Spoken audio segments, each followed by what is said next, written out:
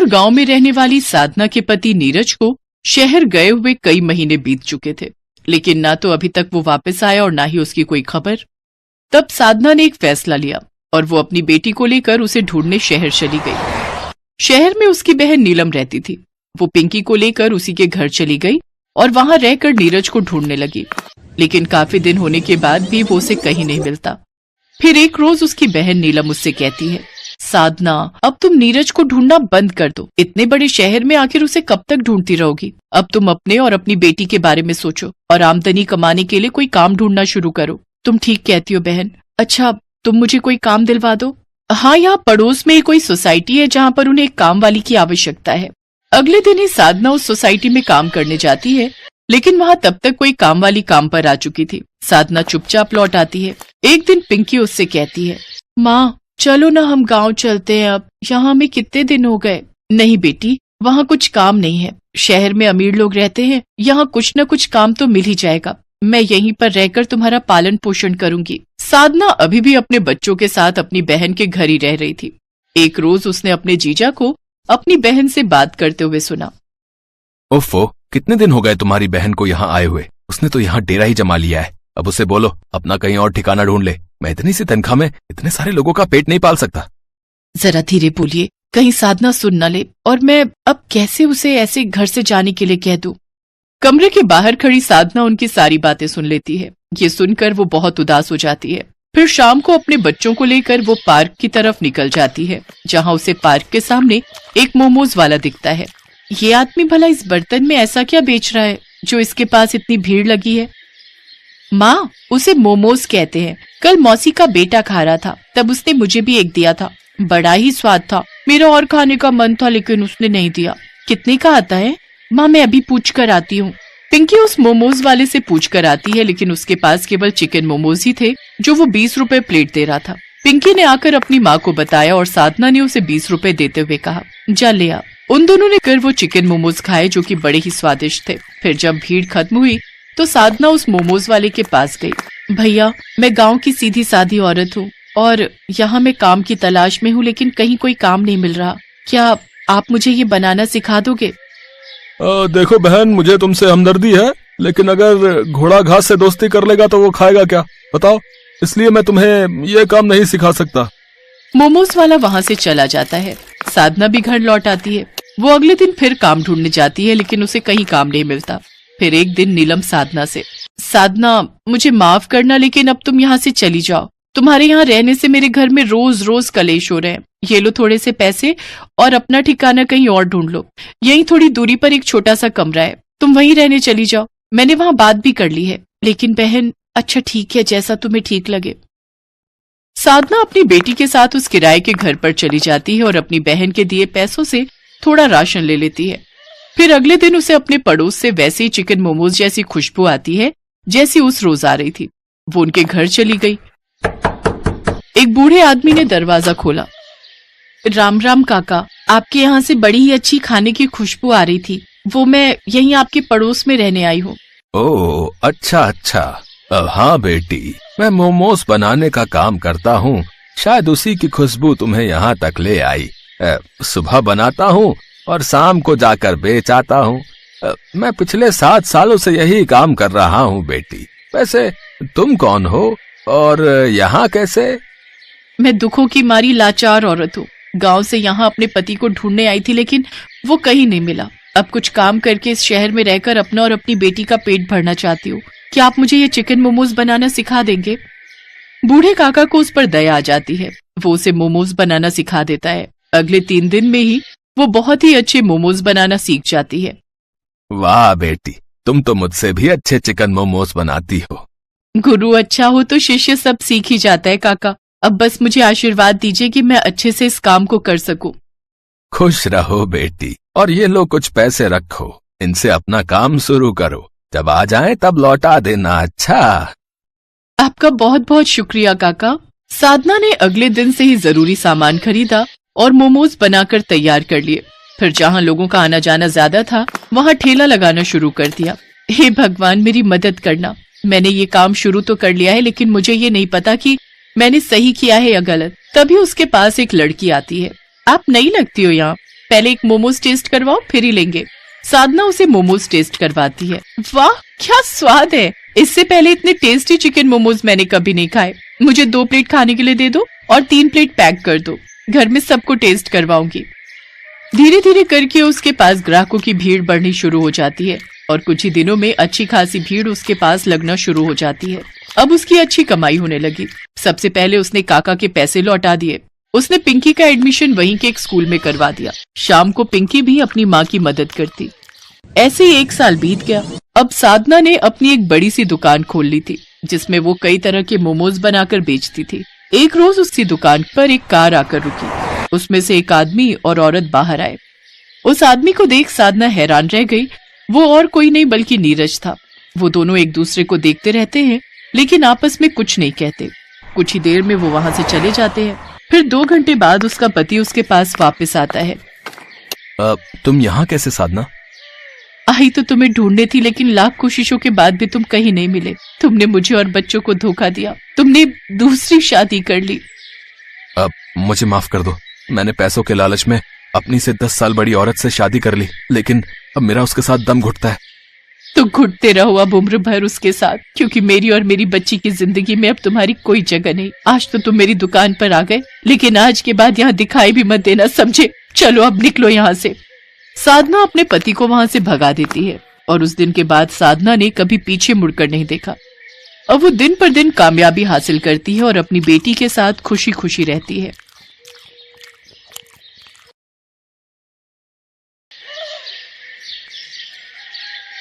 मुंबई शहर में 8 साल की कनु अपनी मां वैशाली और पिता सुधीर के साथ रहती थी। सुधीर मल्टीनेशनल कंपनी में काम करता था, जबकि वैशाली हाउसवाइफ थी। शुरू से ही शहर में रहने के कारण वो तीनों जंक फूड को बहुत पसंद करते थे और संडे के दिन नाश्ते की शुरुआत ही उनके नूडल्स से होती थी। एक बार सुधीर को कंपनी की तरफ से कुछ दिनों के काम के लिए जयपुर जाना पड़ जाता है। जैसे ही ये बात वैशाली की बुआ को पता चलती है तो वो कहती है, हे राम, फिर तो तू इतने बड़े शहर में छोटी बच्ची के साथ अकेले कैसे रहेगी? मैं एक काम करती हूँ, कुछ रोज वहीं तेरे साथ रहने आ जाती हूँ। जैसे ही दामाद जी आ जाएंगे तब मैं भी सुकून से वापस गांव लौट आऊंगी। नहीं नहीं बुआ जी, आप परेशान मत होइए, हम अपना अच्छे से ध्यान रखेंगे। तभी सुधीर फोन छीन कर कहता है, बुआ जी प्रणाम। आप कुछ दिन यहाँ आकर रह सकती हैं। अगर आप इनके साथ रहेंगी तो मैं भी बेफिक्र होकर जयपुर जा सकता हूँ। मैं आपकी ट्रेन की टिकट करवा देता हूँ। वैशाली और कनु आपको लेने स्टेशन पहुंच जाएंगी। इतना कहकर सुधीर फोन काट देता है।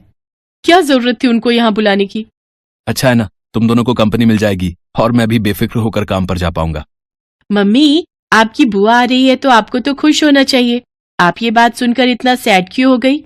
बेटा, तुम जानती नहीं हो उन्हें। अभी जो तुम ये नूडल्स खा रही हो ना, ये भी बंद करवा देंगी तुम्हारे। आज जितना मर्जी खाने हैं खा लो। उनके सामने तो भूलकर भी इन सब चीजों का जिक्र भी मत करना। उन्हें ये सब junk food and fast food बिल्कुल भी पसंद नहीं है। मुझे तो याद भी नहीं माँ की आखिर बुआ नानी दिखती कैसी हैं। मैं तो बहुत छोटी रही होंगी ना जब उनसे आखिरी बार मुलाकात हुई होगी। हाँ बेटा, तू 3 साल की थी जब तू उनसे मिली थी। प्यार तो वो हम सबसे बहुत करती हैं, लेकिन वो खाने को लेकर बहुत स्ट्रिक्ट है। उन्हें ये सब फास्ट फूड, बाहर का खाना बिल्कुल भी पसंद नहीं। ना तो वो खुद खाती हैं और ना ही औरों को खाने देती है।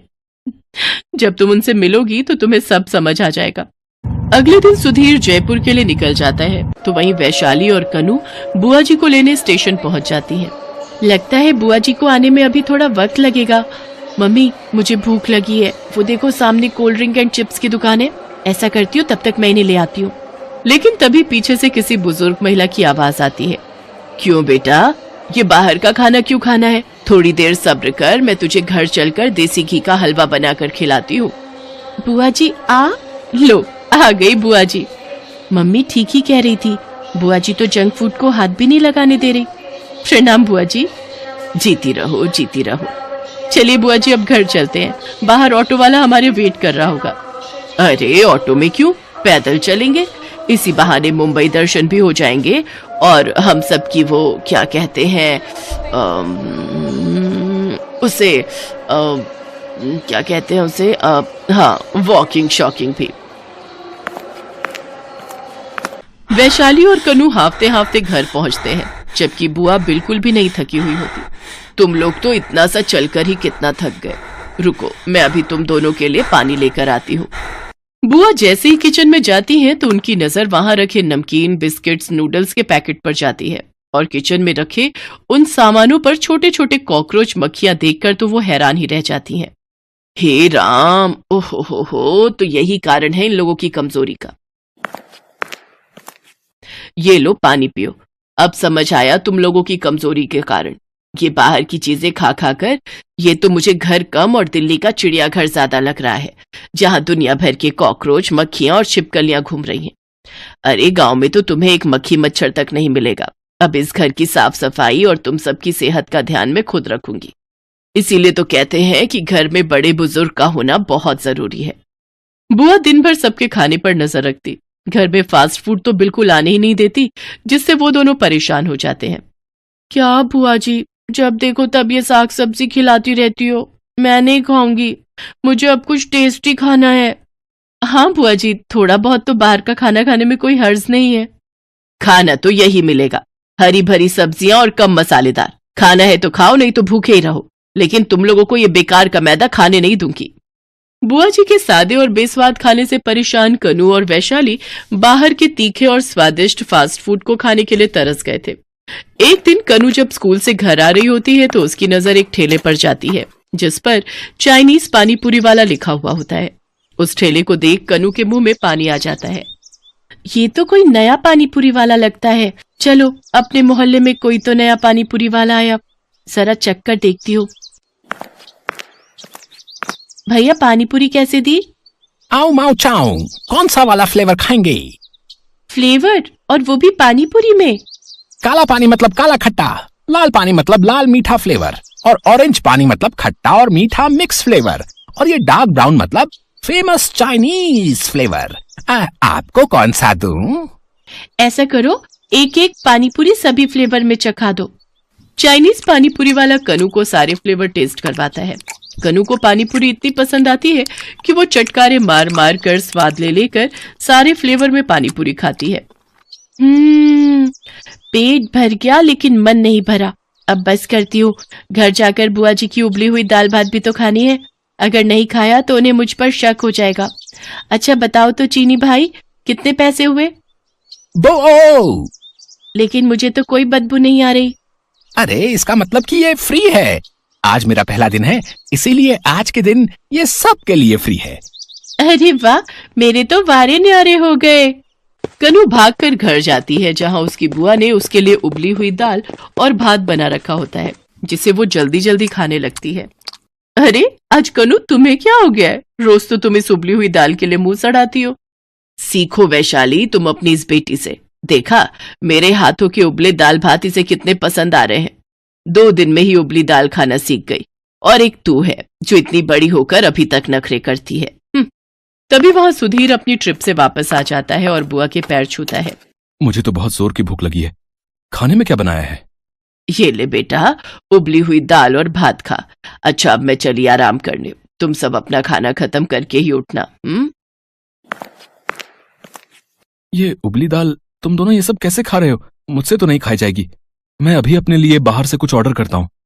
ये तुम क्या कर रहे हो सुधीर? अगर बुआ को पता चला कि हम फास्ट फूड खा रहे हैं तो वो हंगामा कर देगी। तुम तो जानते ही हो उन्हें। कनू, तुझे कैसे ये उबली दाल भात पसंद आ रहा है? पहले तो तू बड़ा मुंह बनाकर खाती थी, फिर आज ऐसा क्या हो गया? इसके बाद कनू उनको सारी बात बताती है। सच कहूं मम्मी पापा, तो इतने स्वादिष्ट पानी पूरी मैंने आज तक नहीं खाई। अगर आप भी खाओगे ना तो उंगलियां चाटते रह जाओगे। पर ये चाइनीज पानीपुरी वाला अपना ठेला लगाता कहाँ है? यहीं अपने मोहल्ले का जो नुक्कड़ है ना, वहीं। चलो न जी, कई दिन हो गया कुछ तीखा और कुछ अच्छा खाए हुए। बुआ जी को सोता देख वो तीनों पानीपुरी वाले के पास पहुंच जाते हैं। बड़ी तारीफें कर रही थी हमारी बेटी तुम्हारी, जरा हमें भी तो चखाओ। सर जी, कौन सा फ्लेवर खाएंगे आप? मुझे काला खट्टा। और मुझे वो ऑरेंज, मतलब खट्टा मीठा मिक्स फ्लेवर। वो जैसे ही उसका स्वाद चखते हैं तो खुश हो जाते हैं। वाह वाह वाह, क्या स्वाद है। अब तो मैं हमेशा पानीपुरी खाने यही आऊंगी। क्या स्वाद है, अमेजिंग। जी मैडम, और सस्ती भी। 10 रुपए में 5 पानीपुरी। मुझे तो 2 प्लेट और लगा दो। मैं तो 2 प्लेट और खाऊंगा भाई। वो तीनों उस पानीपुरी वाले के दीवाने हो जाते हैं। वो सभी अपने दोस्तों को जाकर उसके बारे में बताते हैं। देखते ही देखते कुछ ही दिनों में उसके ठेले पर लोगों की भीड़ लगनी शुरू हो जाती है। इसके बाद वो पानीपुरी वाला यानी कि चेंग अपनी रेडी पर बैनर लगा देता है और उस पर लिख देता है 10 रुपए में 3 स्वादिष्ट पानीपुरी। उसी शाम बुआ जी जब मंदिर गई होती हैं तो वैशाली और कनु बुआ से छुपते छुपाते वहां पहुंचते हैं। ओ गॉड, अब इसने 10 रुपए की 3 पानीपुरी कर दी। खैर स्वाद भी तो कितना है इसकी पानीपुरी में। वो दोनों पानीपुरी खाकर लौट ही रहे होते हैं कि तभी कुछ औरतें आपस में बातें कर रही होती हैं। अरे आजकल तो एक भी कॉकरोच, चूहे और छिपकलियां नहीं दिखते मेरे घर पर, ना जाने सब कहाँ चले गए। बिल्कुल सही कहा बहन, कुछ दिन से मुझे भी अपने घर में कुछ नहीं दिख रहा। खैर चलो, ये तो अच्छी बात है कि वो गायब हो गए। अरे क्या खाक अच्छा है, मुझे मेरी शेरी के लिए एक भी चूहा नहीं मिल रहा। बेचारी मेरी बिल्ली रोज चूहे और कॉकरोच की ताक में बैठी रहती है, लेकिन उसके हाथ ही नहीं लगता कुछ। बात तो सही है, आजकल मेरे घर पर भी ये सब नहीं दिखते। हाँ, बुआ इतनी साफ सफाई जो रखती हैं शायद इसलिए। सामने से बुआ मंदिर से घर आ रही होती है। अरे वैशाली बेटा, तूने देखा उस नुक्कड़ पर जो पानीपुरी वाला लगा है, उसके पास कितनी भीड़ है। बाप रे, लोग तो जैसे पागल हुए पड़े हैं उसकी पानीपुरी के लिए। कहीं मेरे पीछे तुम वहां तो नहीं गए थे ना? अरे नहीं नहीं बुआ जी, कैसी बातें कर रही हो, मैं तो वॉक करने गई थी। ये सब खाकर मुझे मोटा थोड़े होना है। चलो बुआ जी अब घर चलो। हाँ हाँ चलो, अब पढ़ाई भी तो करनी है। रात को बुआ खाना खाकर टहलने के लिए निकलती है तो वो देखती है कि वो चाइनीज पानीपुरी वाला चूहेदानी, चमगादड़ पकड़ने के लिए नेट, साथ में कॉकरोच और लिजर्ड रैपिड भी लाया हुआ होता है और फिर कुछ देर बाद उनको पकड़कर वहां से चला जाता है। ये पानीपुरी वाले को आखिर इन सब कीड़े मकोड़ों को पकड़ने की क्या जरूरत पड़ गई? जरूर दाल में कुछ काला है, अभी इसका पीछा करके पता लगाती हूँ। वो पानीपुरी वाले का पीछा करती है और देखती है कि वो सभी जानवरों को एक एक कर ओखली में कूट कर उनका कीमा बनाकर पानीपुरी का पानी तैयार कर लेता है।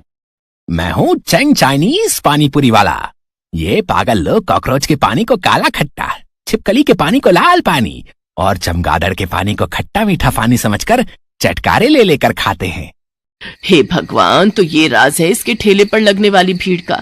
ना जाने ये इंसान कितना गिरेगा। उधर जब बुआ घर पहुंचती है तो वैशाली, कनु और सुधीर तीनों ही पेट पकड़े हुए बैठे होते हैं। बुआ जी जल्दी से डॉक्टर को बुलाती हैं। इन तीनों को ही पेट में इन्फेक्शन हो गया है। मैं कुछ दवाइयां लिख देता हूँ, लेकिन ध्यान रहे कि 2-4 दिन इन्हें घर का ही खाना देना। लेकिन ये सब तो घर का बना हुआ सादा खाना ही खाते हैं। इसके बाद डॉक्टर वहां से चला जाता है। बुआ जी, हमने चाइनीज पानीपुरी वाले की पानीपुरी रोज आपसे छुप छुप कर खाई है, हमें माफ कर दो। इसके बाद बुआ जी उन सब के लिए आयुर्वेदिक काढ़ा बनाती है और उनकी खूब देखभाल करती है। अगले दिन रात को चेंग फिर से जानवर पकड़ने जाता है, लेकिन तभी बुआ जी शोर मचाकर सबको इकट्ठा कर लेती हैं और चेंग की सच्चाई सबको बता देती हैं। फिर पुलिस बुलाकर उसे पुलिस के हवाले कर देते हैं और सभी बुआ जी का शुक्रिया अदा करते हैं। हमें माफ कर दो बुआ जी, आपने तो हमारा भला ही चाहा, लेकिन हमसे ही गलती हो गई। गलती मेरी भी है जो मैंने तुम लोगों पर कुछ ज्यादा ही सख्ताई की। अगर थोड़ी ढील दे देती तो तुम्हें यूं छुप छुप कर पानीपुरी खाने की जरूरत नहीं पड़ती। फिर वो सभी पूरी तरह से ठीक हो जाते हैं। अगले दिन बुआ जी अपने गांव जाने के लिए स्टेशन पहुंच जाती हैं।